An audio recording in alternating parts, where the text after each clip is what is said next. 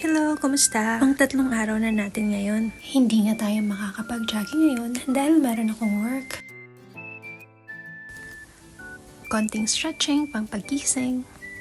Medyo makulimlim din nga kaninang umaga. Buti na nga lang at nagbago ang panahon nung umalis ako ng bahay.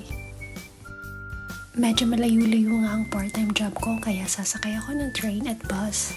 Kahit nga hindi ako nakapag-exercise kanina, I still try to stay active in small ways. Instead of using the elevator, I use the stairs. Small choice lang siya pero I'm reminding myself that every bit of movement counts. Ngayon ko nga lang napansin na nasa bike lane pala ako nakadaan. Basta siya hindi na po maulit. Fast forward, tapos na nga ako sa work at bago nga ako umuwi, dumaan muna ako ng convenience store. Marami ngang nakasale ngayon pero kukuha lang ako ng kailangan ko. Naalala ko no, bago pa lang ako dito. Kino-convert ko pa sa Philippine Peso ang price bago ako bumili. Kumuha nga ako nitong green tea at pistachio. Ito nga ang kinakain ko kapag nag-aaral ako. Ito talaga ang aisle na ayokong puntahan. Paano ba naman puro mga Asian food na nakalagay? Buti na lang talaga napigilan ko ang sarili ko. Kumuha nga din pala ako ng tinapay para sa agahan.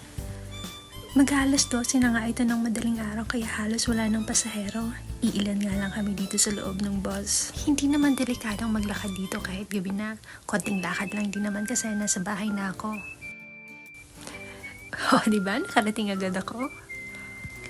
So that's it for day 3. See you tomorrow. Bye!